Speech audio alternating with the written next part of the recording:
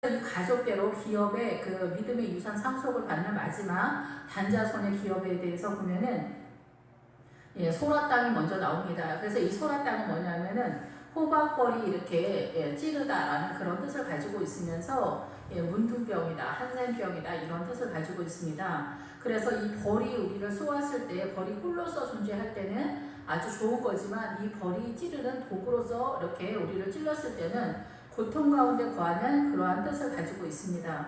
그래서 이 소라가 그 삼손이 나오는 사사기에 나타나고 있는데 이 소라 땅이 단자손에게 있어서 문둥병이다라는 거죠. 그래서 모든 사람은 다 이 무둥병 환자인데 제 문제로 인하여 우리가 사망의 세력 속에서 썩어가고 있고 사망의 시궁창 냄새가 나는데도 사망의 냄새가 남에도 불구하고 우리가 그걸 인지하지 못하고 있는 그런 상태를 일컬어서 소라 땅이다 이렇게 이야기하고 있습니다.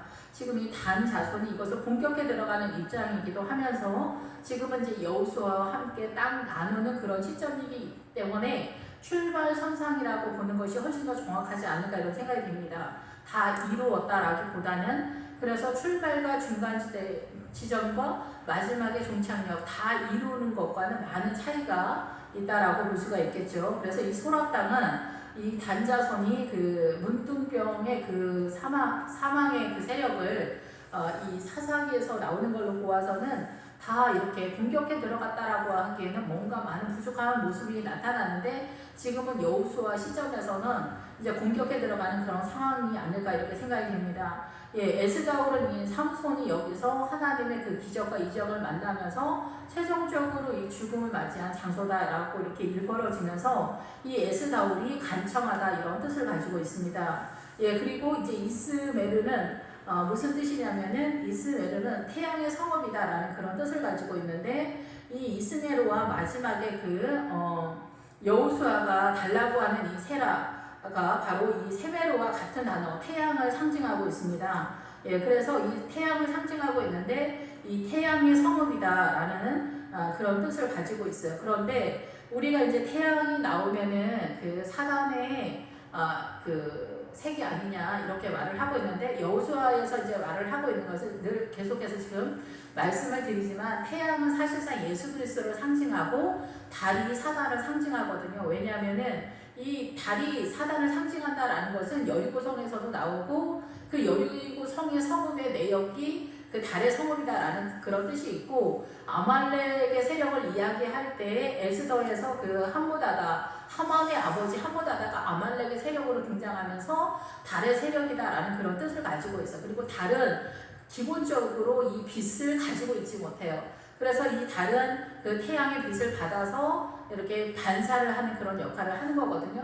그래서 이 사단은 계속해서 말씀을 드리지만 새벽별 금성이나 이런 그 12 그 별자리로 그 우리나라 주역 같은 그런 이렇게 점괘를 보는 것 같은 거를 할 때 이 샤머니즘적인 그런 그 세계에서는 이러한 모든 것들이 이 태양이나 이런 것들을 다 이 사단의 세력으로 몰고 가는데 실상 여기서 태양신이라고 주님은 말씀하진 않지만 태양 자체가 말하는 것은 빛나다, 빛의 세력이고 서쪽으로는 창문이라는 뜻이고 동쪽으로는 일출이다라는 이런 뜻으로 몰고 가고 있기 때문에 이 태양의 빛이 예수 그리스도를 상징하는 것으로 보여지는 거죠. 그런데 이 사단이 계속해서 우리의 보편적인 삶 속에서 사단이 다 자기가 갖다 쓰는 거예요. 근데 예루살렘 성은 이제 누가 봐도 이스라엘의 예루살렘 성이고 실제적으로는 사단이 예루살렘 성을 본격적으로 어디 다른 데서 사용하고 있는 것이 아니기 때문에 예루살렘 성읍은 이스라엘의 성읍으로서 우리가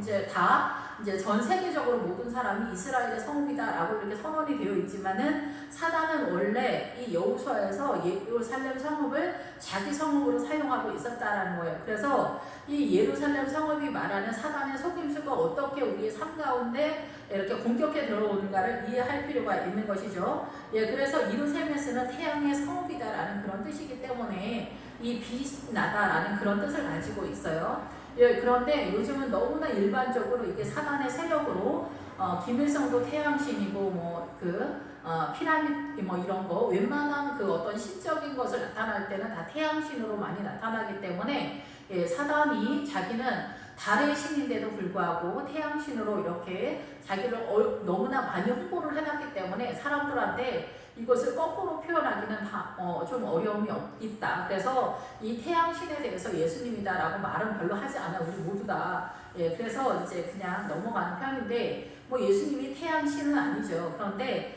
그 상징하고 표현하는 바가 그런 거예요. 태양은 자체적으로 빛이 나잖아요. 그런데 다른 자체적으로 빛이 없기 때문에 그렇다는 거죠.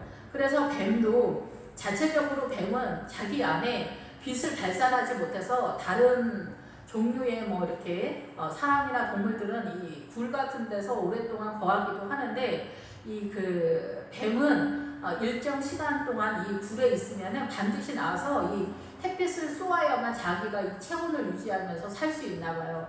그러니까 이 달의 세력이나 이 뱀의 세력, 본격적으로 사단을 상징하는 것들은 이렇게 빛이나 열이 없는 그런 존재로 선언이 되고 있다는 것을 볼 수가 있죠. 예, 그래서 이 이르세메스는 태양의 성읍, 그러니까 즉 이 단이 이 사단의 그 움직임, 이 태양으로 속임수를 한다거나 아니면 사단의 달의 세력이라든가 사단의 기본적인 그 움직이는 그 역할이나 그 모양들을 이해했다라고 보여진다라고 이렇게 생각이 됩니다. 예, 이렇게 오해가 되어지는 부분이니까 굳이 뭐 얘기를 길게 할 필요는 없겠지만은 어쨌든 간에 이 사단은 달의 세력이며 예, 이 열을 스스로가 이렇게 만들어내지 못하고 빛을 만들어내지 못하는 그런 세력이기 때문에 예, 성경에서는 달의 세력이다라고 이렇게 여리고성에서 그리고 아말렉의 세력 속에서 그렇게 얘기를 해요. 그리고 백성을 다스릴 때에도 이 사단은 이 달의 세력으로 이렇게 다스리기 때문에 백성이라는 뜻에도 이 달의 세력과 연결이 되어 있어요. 그래서 이 달의 세력이 사단의 세력이 어떻게 전 우주적으로 이 사람들을 공격하면서 어둠과 탄식과 슬픔 속으로 끌고 가는가에 대해서는 이 백성이라는 단어 속에서 같이 맞물려서 돌아가는 그런 단어로 사용되고 있습니다.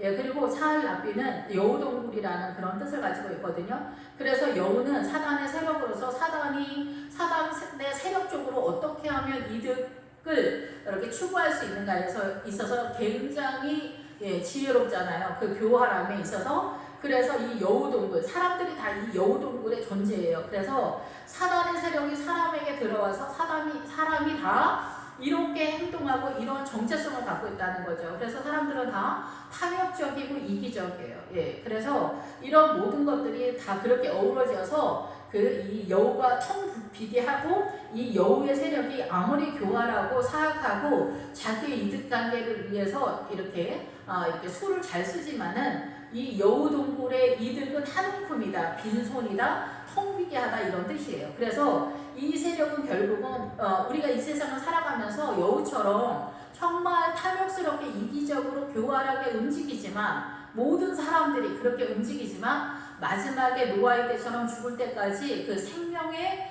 그 물줄기를 한 움큼도 그 생수를 한 그릇도 얻어먹지 못하는 그런 존재로서 이 사단한테 완전하게 속아서 이 인생 전체를 사단한테 간치면서 이 세상을 우상숭배하면서 살아가는 그런 존재로 살아가고 있다라고 볼 수가 있는 거죠.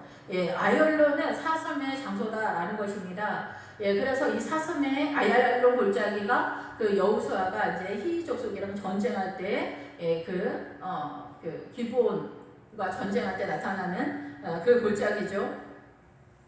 그 아얄론 골짜기가 여기가 사슴의 장소. 그래서 그 아얄론 골짜기에서 나타난 거는 그 아얄론 골짜기에서 전쟁을 하면서 예수 그리스도의 믿음, 신랑 대신 예수 그리스도에 대한 믿음이 세워져 가고 있다라는 그런 뜻이라고 볼 수가 있죠. 사슴은 아가서에서 예수 그리스도, 신랑 대신 예수 그리스도를 상징하고 있기 때문에 그런 것입니다. 예, 그래서 이 사슴의 장소가 나오면은 신랑 대신 예수 그리스도를 이해했다라면 나는 어떤 존재겠어요? 나는 그리스도의 신부의 믿음에 이르는 그런 상태가 되었다라고 볼 수가 있는 거죠. 이들라는 그것이 걸릴 것이다, 그가 매단다, 목매달아 죽이다 이런 뜻이에요. 그래서 이 뜻이 뭐냐면은 일벌백계로 아말렉의 세력 아각을 잡았을 때 이제 목매어서 놨다가 저녁에 해가 지면은 이제 그 동굴에서 던진다 이런 뜻 그렇게 하잖아요.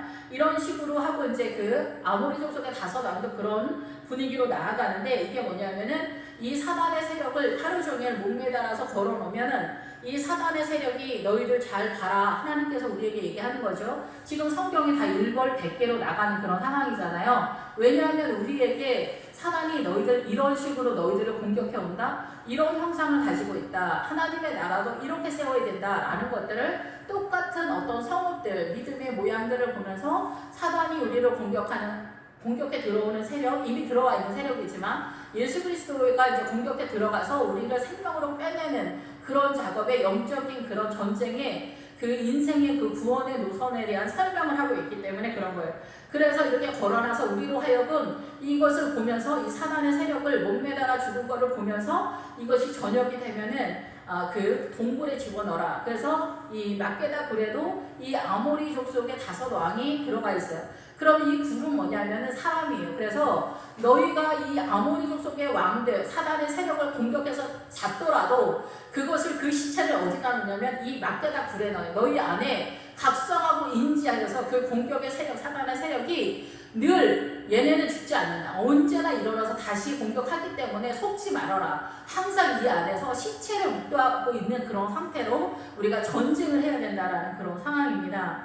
예, 그래서 엘로는 이제 그 상수리 나무 숲이다라는 뜻인데 이 상수리 나무가 하나님의 세력의 그 하일의 세력, 엄청나게 힘이 센 그런 하나님의 영적인 세력으로도 선언이 되지만 우리가 욕심적으로 이 세상의 어떤 그 권세나 힘으로서도 이렇게 사용되고 있기 때문에 이게 하나님의 쪽이냐 아니면은 사단의 쪽이냐, 그리고 예수 그리스도 안에서 교회 공동체 안에서 목회를 하면서도 내 욕심적인 것으로 나아가는 그런 때가 있고, 이러한 것들이 하나님의 세력으로 전환되지 않으면은 그 다윗의 아들 압살롬과 같은 그런 상황이 되어서 나의 이 욕망이 그 상수리 나무에 이 머리가 걸려서 결국은 나의 그 야망적인 세력이 결국은 사망으로 끝나는 그 결과가 나타날 수도 있기 때문에 이 상수리 나무 숲에서 나타나는 것은 좋은 쪽도 있지만 이 세상의 그 세력과 맞물려서 가는 묘한 색이다라고 볼 수가 있습니다. 예, 그래서 하나님의 쪽에서도 나타나지만 사단의 세력 쪽에서 나타나고 있다라는 것을 생각을 해주시길 바라고, 이 딥나는 할당된 몫이다라는 그런 뜻이에요. 그래서 우리가 원래는 이 세상에서 예수 그리스도와 그 신랑 되신 주님과 이 세상의 에덴 동산에서 이 세상에서 계속 사는 것이 우리의 몫이었고 우리에게 허락하신 하나님의 뜻이었는데, 사단에 의한 속임수에서 선악과를 먹음으로 인하여서 이 세상에 우리가 죄인으로 존재하게 되는데, 그 죄는 뭐냐면 죄의 실체는 누구냐면 사단이에요. 사단이 계속 선악과를 우리에게 이렇게 앞에다 넣어놔요. 그래가지고 이렇게 좋은 것 같은 것을 우리가 이렇게 앞에다 쫙 진열하면은 이게 좋은 줄 알고 우리가 먹었는데 이거는 올무로 나타나는 거죠. 그런데 이 세상 전체가 다 우상숭배고 이 세상 전체가 다 사단의 문화와 전통이고 통치권 속에 있어요. 그러니까 우리가 어떻게 해도 다 우상숭배인데 내가 예수 그리스도화 되지 않으면은 다 그냥 우상숭배고 사단적이라는 거예요. 예수 그리스도로 얼마만큼 믿음이 이렇게 자라고 성숙되었느냐에 따라서 그 성숙되어진 그 분량 나머지만큼 다 사단의 세력인 거예요. 그래서 그것이 어디까지냐, 우리가 계속 요단강 건너기 전까지 우리는 사단으로 인하여서 이 사단의 통치권이 어떻게 돌아가는지 감을 잡지 못하는 상황에서 이 그 요단강 건너기 전 상태까지 계속해서 이 사단의 우상숭배와 문화 전통 속에서 이 사단의 완전한 거짓말 속에서 빠져나가지를 못한다라는 것에 대한 선언이거든요. 요단강을 건너가고 나서 여리고성에서 그 전체적인 그 신앙관이 서면서 예수 그리스도에 대한 이해도가 이제 자리를 잡으면서 본격적인 하나님의 나라가 세력화가 되기 위해서는 이 요단강을 건너야 되는데, 그 요단강을 건너고 나서 전쟁의 무기는 뭐냐면 말씀의 검이에요. 그런 말씀을 모르면은 전쟁은 불가능하다라고 보는 거예요. 그래서 기도를 많이 하시는 분들 중에서도 이렇게 띄엄띄엄이거나 헷갈리는 분들이 굉장히 많은 것이 이렇게 그 말씀에 대해서 약하기 때문이고, 또 말씀을 잘한다고 하시는 분들 중에서도 또 문자적으로 이 성경을 해석해서 그 보다 더 이 영적으로 하나님께서 의도하시는 그 세계의 그 사단의 세력의 그 세계를 이해 못하는 그런 상황이 나는 거예요. 그래서 그 사단의 세력이 뭐냐면 이 밑에 바알랏이에요. 그 더 밑에 보면은 바알랏은 여주인이라는 그런 뜻이거든요. 여주인인데 마법사다, 점쟁이다 이러지만은 실상은 이거는 뭐냐면은 사단의 세력권에서 사단의 신부적 역할을 하는 거예요. 사단 쪽에서 사명자인 거죠. 우리는 예수님 쪽에서 사명자가 목회자잖아요. 그래서 이 목회자나 예수 그리스도에게 속한 성도들을 일컬어 예수 그리스도의 신부라고 하는데, 우리는 선악과를 먹음으로 인해서 우리는 누구랑 결혼한 상태냐면 이미 사단이랑 결혼한 상태예요. 그래서 우리는 사단적으로 우상숭배고 사단의 문화와 전통 속에서 사단의 정체성과 정서를 가지고 이 세상에 살고 있어요. 이거를 빼내는데 광야에서 많은 시간을 할애하는 거예요. 예, 그런데 여기서 바알랏이 여주인이라고 하는 것은 바로 그 사단의 신부적 역할을 하는 사망의 그 세력을 이 땅에서 본격적으로 움직이는 세력이에요. 그러니까 사단에게 적극적으로 소속된 그 사단의 사명자들인 거예요. 그런 사람들이 무슨 일을 해요? 이제 그 무당이나 아니면 타종교의 그 스님들이나 이런 무슬림이나 아니면 힌두교에서 그 브라만 족속들이나 이런 사람들이라고 볼 수가 있겠죠. 예, 그 종교에 있는 그 종교 지도자들이다라고 이렇게 보는 거죠. 그러한 사람들이 바알랏이다, 이 사단의 여주인이다, 사단의 신부들이다라는 거예요. 더 적극적으로 사명을 감당하는 사단에게 있어서 그런 사람들이라는 거죠. 예, 에그로는 불모의 땅이고 이거 블레셋 지역의 땅이에요. 그래서 여기는 뿌리채 뽑아내고 근절시키고 짐승의 힘줄을 끊어버려야 된다라는 그런 뜻이거든요. 그래서 여기는 거의 블레셋은 어디서 활동하는 세력이냐면은 가정 속에서 활동하는 세력들이에요. 그래서 이 가정 속에서 이 절대 권력을 갖고 있는 사람을 공격하는 것이 사단의 그 질서예요. 그래서 교회 공동체에서도 목회자를 공격을 해서 목회자가 보다 더 덕스럽지 못하거나 부족함이 많도록 더욱더 이 세력화를 하는 그런 일들을 사단이 하고 있는데, 여기에서도 이 에그론이 그 블레셋의 지역이기 때문에 그 가정 속에서 대표성을 띠고 있는 아버지를 공격해서 그 아버지가 영적 리더십을 발휘하지 못하고 이 횡포를 부린다거나, 예, 그 많은 그 사나움과 예, 그 잔인한 공포 정치를 한다든가, 그래서 이 가정 속에 사자가 뛰어다니는 그런 상황이 많이 나타나게 되기 때문에 이 짐승의 힘줄을 끊어버리는 세력을 해야 된다는 거예요. 그러면 이 짐승의 힘줄을 끊어버리는 것은 아버지가 사납게 움직이거나 공포 정치를 한다거나 온전하게 하지 못하는 그 세력이 사단으로부터 뚫고 들어오는 이 사단의 문화권 속에서 왜곡된 사고관이라고 보는 거죠. 그렇기 때문에 아버지가 절대 권력을 휘두르는 그 사나움과 잔인함과 폭력성이 사단의 세력이라는 것에 대한 분명한 이해도가 있을 때 이 가정의 믿음으로 그 3분의 2 이상은 선다라고 봐야 되죠. 그 아브라함이 바로 100세 때 그것을 이루었다라는 거예요. 그 아내에 대한 태도나 자녀들에 대한 태도가 이 사단의 짐승의 힘줄이다라는 거죠. 그래서 우리가 선악과를 먹음으로 인하여 아버지들이 그 하늘과 같은 존재가 되고 이 아내들이 땅의 권세로 내려가면서 주종의 관계가 되면서 틀어진 관계, 이러한 것들이 짐승의 힘줄이다라고 보는 거죠. 그래서 믿음 안에서 이런 것들이 세워져야 되는데, 아버지들은 사람의 자리로 내려오고 엄마들은 사람의 자리로 올라가는, 그래서 사람과 사람, 예, 그래서 성도의 성도가 친구와 같이 하나님의 나라를 서로 협력하여서 연합해서 잘 이룰 때 온전한 그리스도의 신부로서 믿음이 세워지고 예수 그리스도의 신랑 되신 예수님의 그 나라가 이 에그론으로 잘 세워지는 그 믿음, 이 위에는 아얄론 골짜기의 그의 믿음이다라고 보는 거죠. 예, 에그론도 있고 에그론도 있는데 여기에서 지금 에그론은 그 블레셋 땅에 대한 이야기를 하는 거예요. 그래서 이 그 사단의 그 블레셋의 5 성읍의 세력은 이 가정 속에서 나타나는데, 여기에서 이 사단의 세력을 뽑아내다, 뿌리째 뽑다, 근절하다, 짐승의 힘줄을 자라다, 엄청나게 강력하게 이 사단의 세력에 대해서 근절시키는 그런 모양을 띠고 있는 것을 볼 수가 있습니다.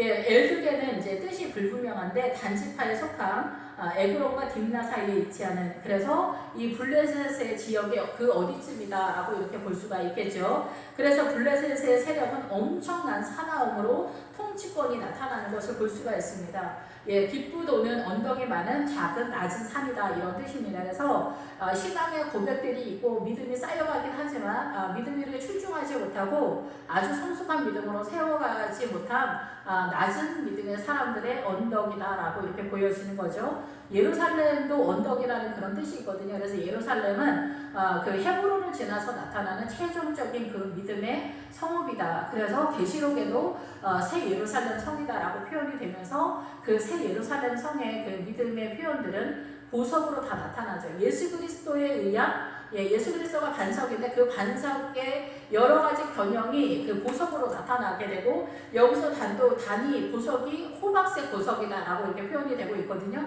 그래서 이스라엘은 12보석으로 되어 있잖아요.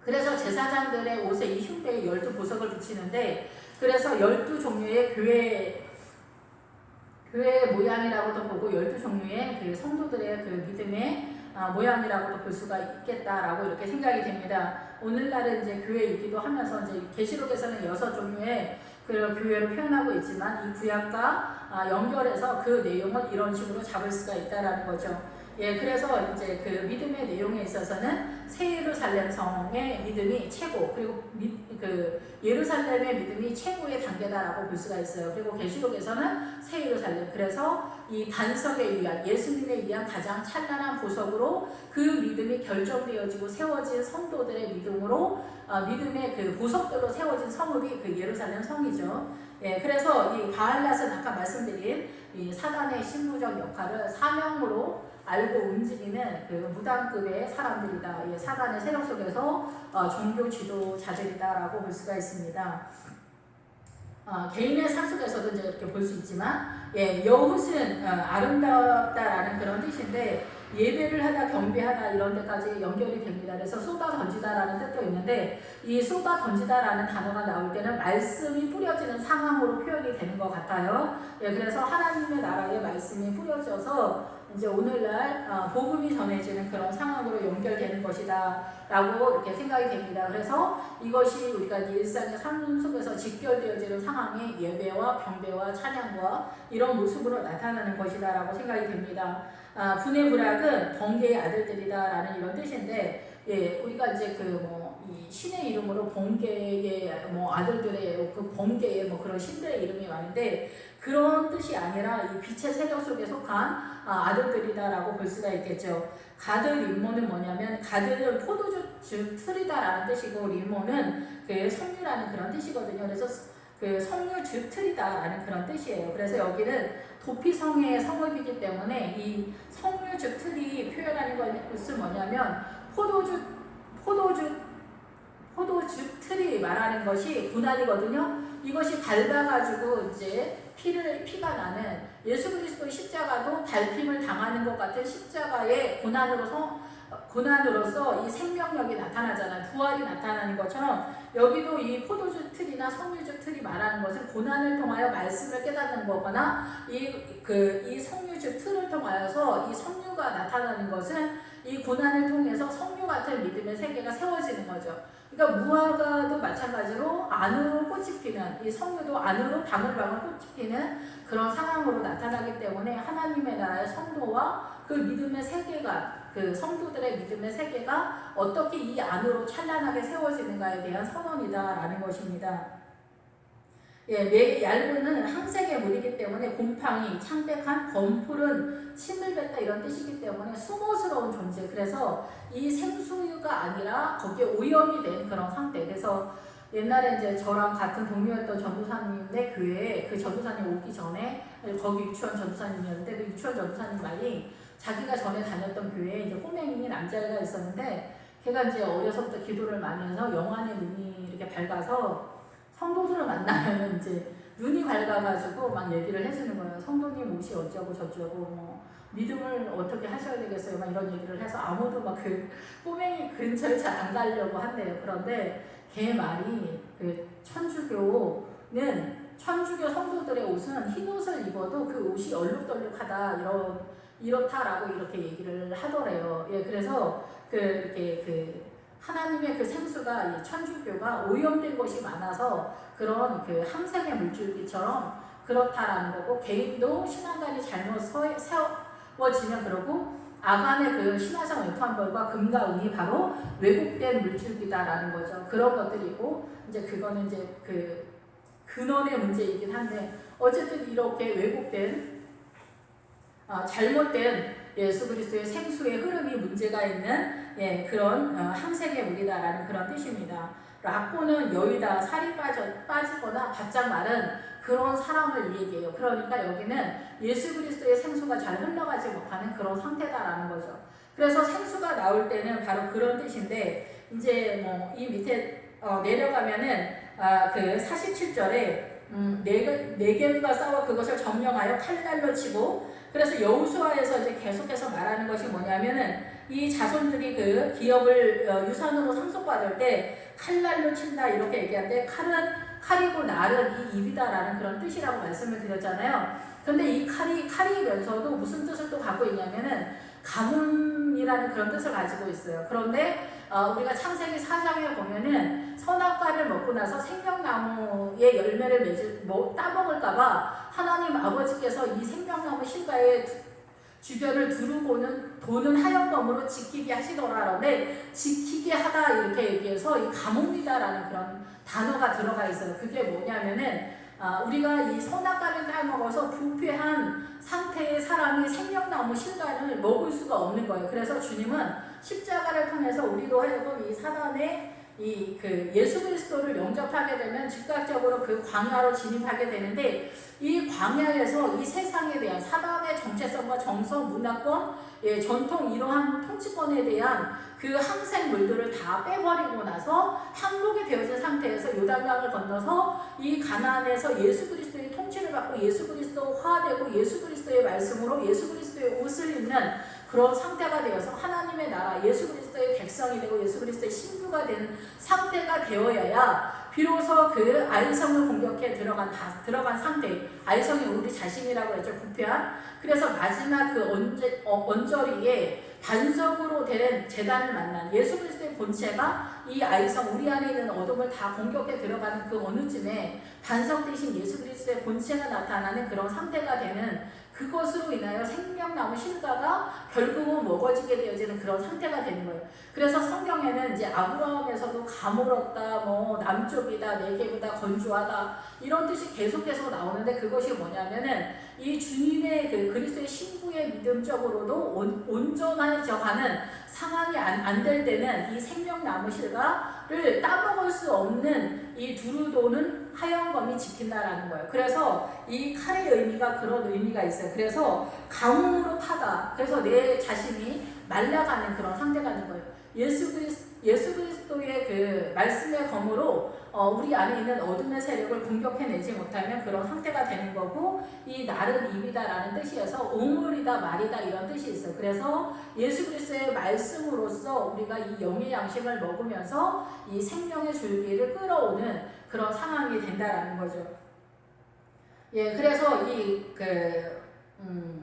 낙곤이 바로 그런 뜻이고 욕바는 아름답다라는 그런 뜻이면서 자신을 아름답게 꾸미다, 선명하게 하다, 매력적이게 하다 이런 뜻이에요. 그래서 창세기 4장에서 가인이 사고치고 난 그 다음에 보면 라멕이라고 하는 힘이 세다 뭐 이런 그 왕이 나타나는데 그 사람의 부인의 이름이 두 부인이 있어요. 아다와 신라인데 거기에서 말하는 게 뭐냐면 그리스도의 신부가 그러니까 라멕이 저는 그냥 어떤 후손에 대한 이야기가였는데 그게 아니라 이 라멕의 왕권, 바로 예수 그리스도의 왕권 속에서 그림자 같은 신부, 장식을 하는 신부, 두 중에 그리스도의 신부가 나타난다라는 그런 뜻인 것 같아요. 그래서 장식하다는 하나님의 나라로 장식하다가 있고 사단 쪽으로 장식하다가 있어요. 그래서 사단 쪽으로 장식한 사람이 뭐냐면 여기에서 나오는 블레셋 세력 속에서 많이 나오는 이 르바인 족속, 그 목이 하나 더 큰 거인 족속 이런 사람들이 그런 세력이거든요. 그래서 이 사단 쪽에서 강력한 파워를 자랑하는 사람들이다라고 보는 거죠. 그런데 이 예수 그리스도 쪽에서도 이 성경을 많이 알아서 많이 깨달아서 창세기서부터 계시록까지 예수 그리스도가 어떤 분이신가 이렇게 잘 보이는 사람인 거죠. 말씀을 잘 깨달아서 우리 예수님은 이런 분이구나. 예수님은 코가 이렇게 생겼네. 예수님은 어떻게 생겼네. 뭐 이런 것들이 아가서에서 술람미 여자가 나의 주님은 이렇게 생겼어 막 이러잖아요. 예루살렘 딸들이 너의 사랑하는 자는 어떻길래 너는 이렇게 유난을 떠냐 이렇게 술람미 여자가 술람미 여자한테 그렇게 얘기할 때 그 술람미 여자가 나의 사람은 이렇게 생겼어 라면서 나의 사람은 머리카락은 파도처럼 이렇게 웨이브가 있으신 머리고 검은 머리며 눈은 불꽃 같고 뭐 코는 어떻고 팔은 어떻고 뭐 호박색이고 뭐 이렇게 막 그런 얘기를 하거든요. 허벅지는 어떻고 뭐 이런. 그래서 예수 그리스도가 어떤 분이야 나의 주님은 이렇게 생겼어 이렇게 얘기를 하는 거예요. 그래서 그 예루살렘의 딸들도 같이 술람미 여자와 연합해서 그 생명의 길을 같이 가게 되잖아요.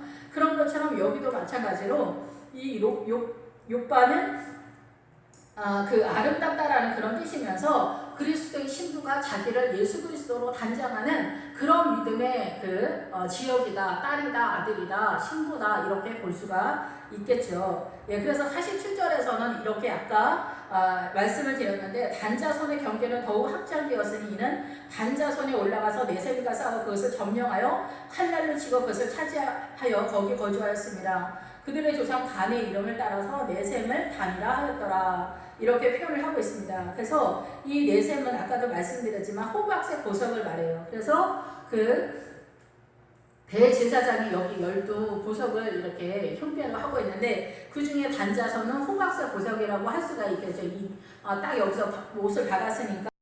예, 그래서 이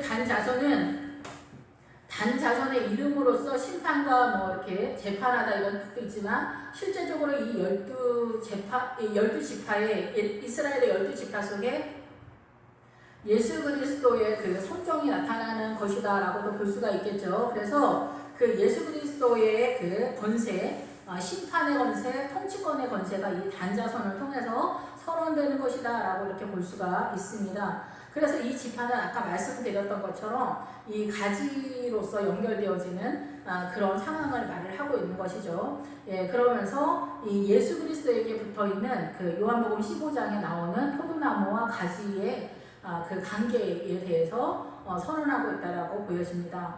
예, 이 기업은 물려받는 것으로도 상속재산, 무엇을 물려받을까요? 믿음을 물려받는 거죠. 그래서 예수 그리스도의 믿음을, 예수 그리스도의 그 믿음을 하나님의 나라를 유산 상속받는 걸 말하는 거고, 이 유산 상속받는 것이 뭐냐면은 사단의 세력을 공격해 들어가는 거예요.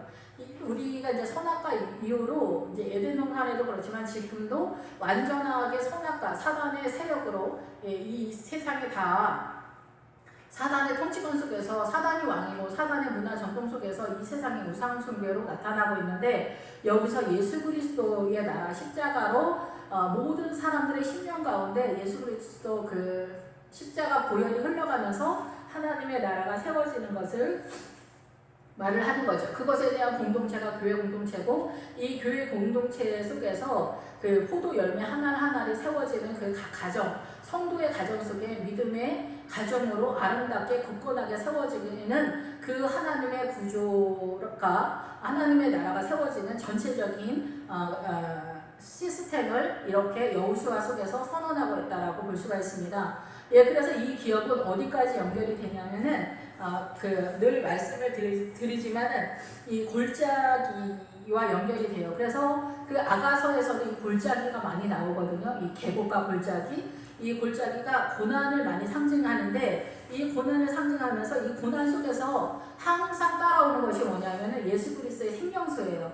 그래서 우리는 사단의 세계 속에서 이 고난을 당하면서 사단은 우리를 고통을 주고 우리를 상처를 주지만 이 고통과 상처, 죄 문제로 인하여 상처투성인 우리를 회복시키는 분은 주님이에요. 사단은 우리의 생명을 공격하고 강도처럼 우리를 때리고 죽을 지경에 이르게 하지만 예수님의 포도주와 기름이 우리를 살리는 회복시키는 상처를 치유하는 그런 결과가 나타나면서 우리의 생명을 회복시키는데 그것이 고난 가운데서 나타난다는 거. 고난 가운데서 예수 그리스도의 생명의 물줄기가 흘러가게 되는데 그것을 골짜기로 표현하고 거기는 그 골짜기에는 시내가 흐르기도 하고 급류가 흐르기도 하고 와디가 흐르기도 해요. 와디는 여름에는 물이 평상시엔 잘 없지만 갑자기 막 홍수 때 물이 막 쳐들어오는 것처럼 오는 그 홍수 그런 모양의 와디래요. 그런데 그 와디로 이제 또 땅속에 물이 저장이 되면서 스며들면서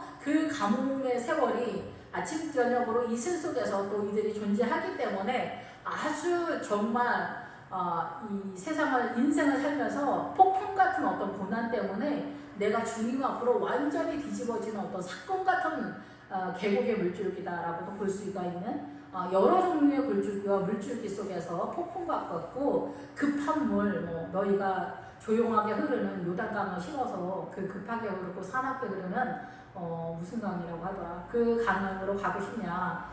이렇게 주님 이야기 하시잖아요. 그런 것처럼 사람의 그 계곡의 물질과 그러고 종려나무로도 연결이 되는데 종려나무는 통으로 이렇게 올라가잖아요. 그 열매로서 이제 잎도 무성하고 심이 되고 쉼터가 되고 그 열매는 꿀예, 그러니까 대추나무, 야자나무라고 하나 그러면서 꿀과 같은 아주 달콤한 열매가 나면 그래서 꿀송이와 같다라고 이렇게 표현하는 그 표현이 이 종려나무 열매인데 바로 이렇게 하나님의 나라를 선언하는 것으로 연결이 되는 거죠.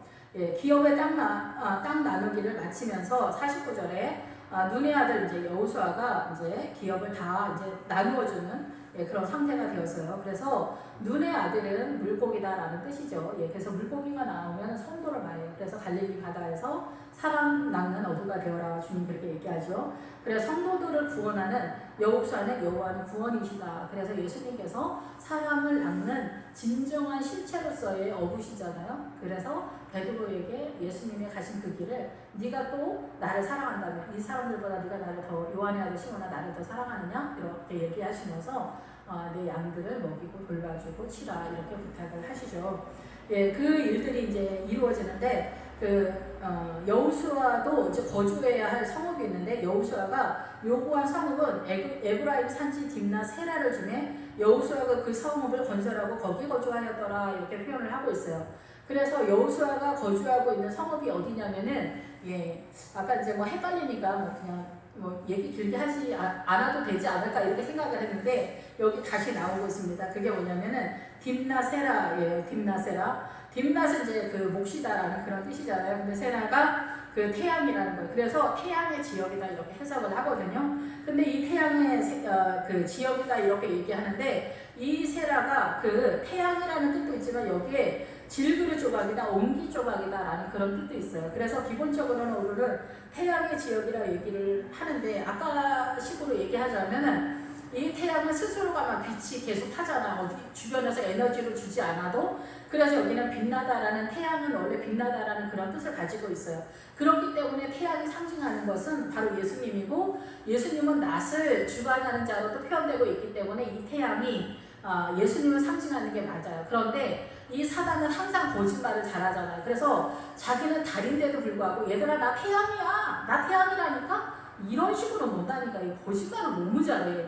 그래갖고 사람들은 이 태양이 나오면 다 사단인 줄 알아요. 그리고 신들이다 이렇게 표현하는데 전혀 그런 게 아니에요. 태양의 지역인데 이 태양의 지역에서 바로 여호수아가 살아요. 그런데 이 태양이라는 뜻도 있지만은 여기에는 질그릇 조각, 옹기 조각이라는 뜻도 있죠. 그래서 사도 바울이 말하잖아요. 질그릇 조각 같은 우리에게 이 보배를 담았다 이러잖아요. 그래서 우리는 흙으로 만들었기 때문에 질그릇 조각 같다라는 거예요. 그래서 이게 태양의 성읍이라고도 보면은 이제 아까 방금 전에 말씀드린 그런 의미라고 볼 수가 있고 질그릇 조각의 질그릇의 지역이라고 한다면 우리가 흙과 같은 그런 존재에 예수 그리스도가 우리와 함께한다라는 거죠. 흙과 같은 먼지와 같은 우리와 주님이 함께한다라고 이렇게 볼 수가 있는 거죠. 그래서 주님은 우리를 반드시 주님이 우리를 갖는 주님의 몫이다. 주님은 우리를 살리는 것이 주님의 존재다. 사랑이다. 나는 너희들과 떨어져 살 수 없어. 나는 너희들이야. 이렇게 말하는 것처럼 이렇게 표현을 하고 있다라고 볼 수가 있죠. 그래서 두 가지의 의미인데 두 가지의 의미가 다 사용되지는 않을 수도 있지만 거의 두 가지가 다 사용되는 부분들도 있습니다. 그러면서 여기에는 옴이다, 가령이다 이런 뜻도 있는데 우리가 그렇게 이 사망의 물줄기 속에 있기 때문에 같이 또 예수 그리스도께서 우리를 살리는 그런 의미로 여호수아가 이 성읍에서 거주하게 되는 상황입니다. 제사장 엘르아살이 있는데 엘르아살은 하나님께서 도우셨다. 그래서 이 제사장의 이름대로 이 하나님의 도우심으로 우리가 이 여호수아의 21장까지 19장 마지막까지 오는 그런 상황이 됩니다. 이제 20장에서는 이제 도피성으로 나아가게 되는데 이제 여호수아에서 이제 이 기업물가 다 선언되어지는 그런 상황입니다. 그러면서 여호수아는 실로에서 머물게 돼요. 그래서 이제 여호수아가 처음에는 계속해서 어디에 머물렀냐면은 여호수아는 길갈에서 계속 머물렀어요. 애굽의